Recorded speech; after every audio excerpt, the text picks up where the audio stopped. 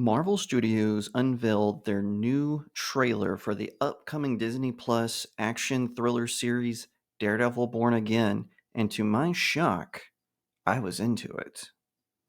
'Cause I've been living life right like I could just die any minute. Going for a ride down the side. Hi everyone, my name is Jacob Berry. Welcome to the StudioJake vidcast where I talk about all things pop culture. Be sure to like, share, subscribe, and if you're watching on YouTube, ring that little bell so you get notifications when I post a new vidcast, and consider becoming a channel member.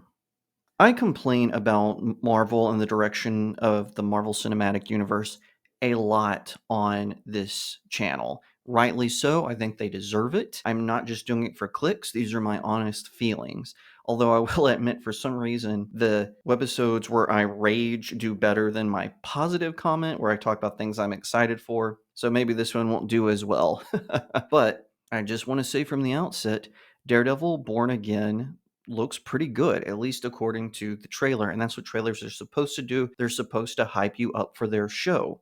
Now, again, I always preface this. I'm just going to describe the trailer as I remember it because when I would do reaction videos, I would always get copyright striked. And one time I did a reaction to, I think it was a Wonder Woman trailer, and Warner Brothers actually monetized the video and was taking revenue from me.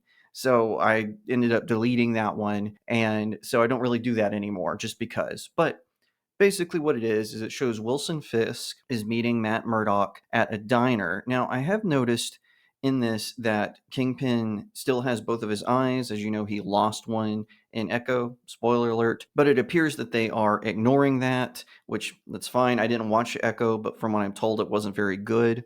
They're sitting and they're kind of have a conversation about each other. We see some flashbacks to Kingpin's past. We see him that now he's the mayor of New York. We see Matt Murdock is no longer Daredevil. He's kind of retired. We've seen that he has moved up in the world, as they put it in the trailer. And then as they continue to talk, the scenes get more and more intense. So we see Kingpin beating up people. We see Matt Murdock beating up people.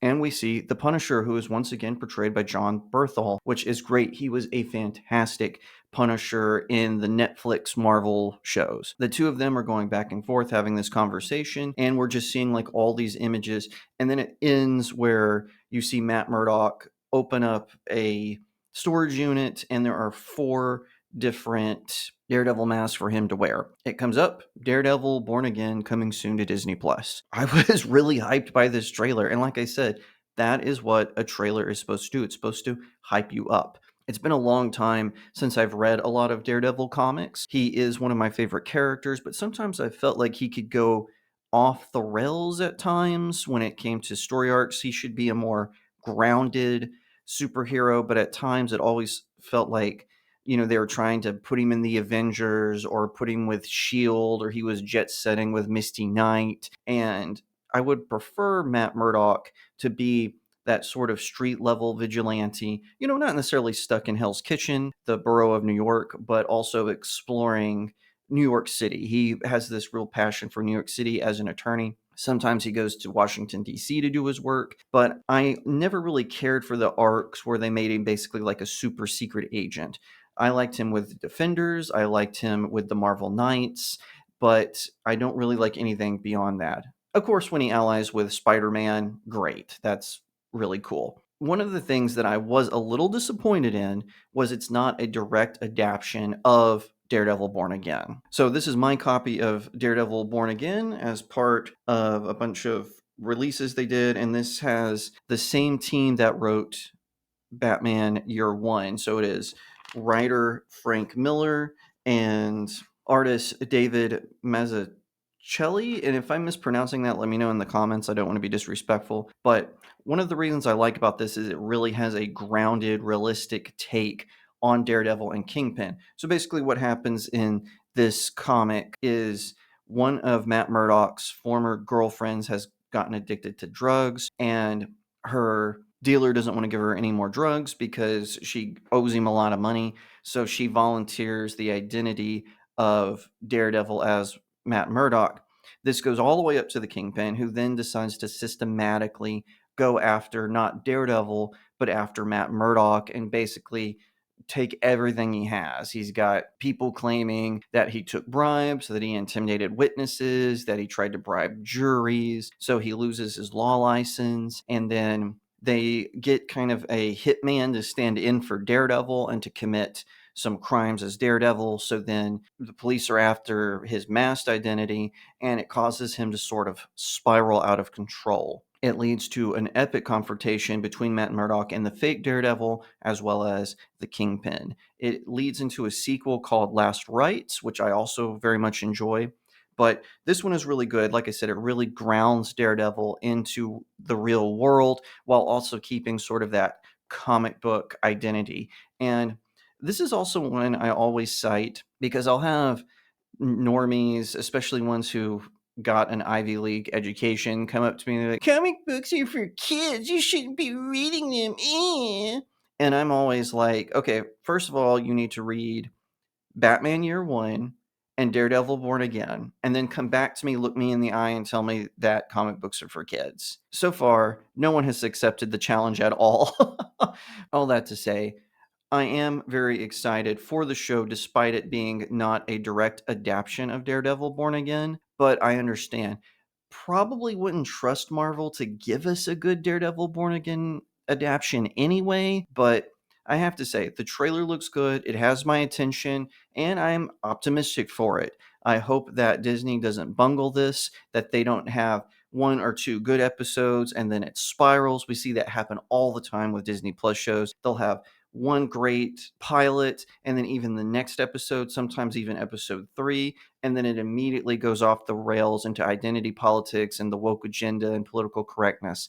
Hopefully, they won't do that here. Hopefully, we'll get Daredevil and the Punisher as they are, as these visceral street level superheroes who take on criminals like the Kingpin. I'm very curious to see where this is going, and I look forward to watching it on Disney Plus.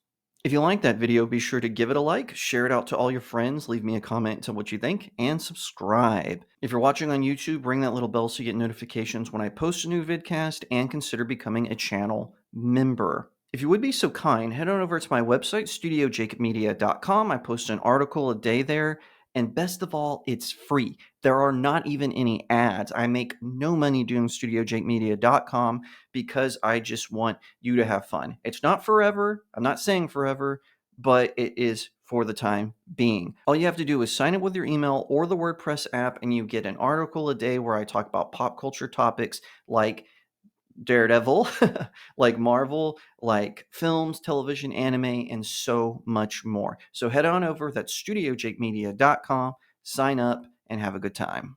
If you want to support the work that I do, head on over to my locals community. The link is in the description of the video.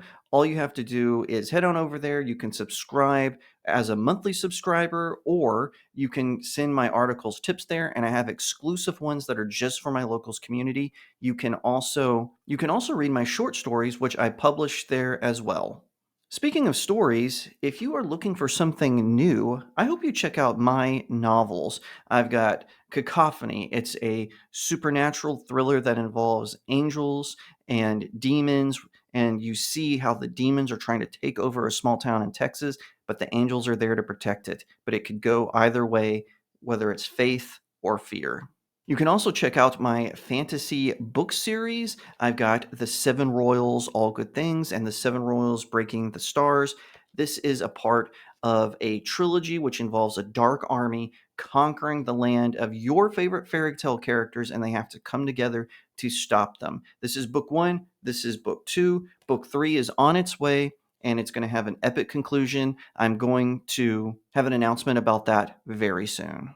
Last but certainly not least, I have my fantasy romance novella, Blessed. It follows an elf princess who discovers she is pregnant with a human child, and this sends her kingdom into chaos. Her father, the king of the elves, hires a disgraced knight to become her protector, and this puts him on the path of redemption. The two form an unlikely friendship as they navigate the turmoil that is going on. It is about courage under fire, and it is life affirming. Pick this one up or the others or all four at Amazon.com and leave me a 5-star review. It really helps out small indie creators like myself. Once again, thank you so much for watching, and I'll see you next time right here on Studio Jake.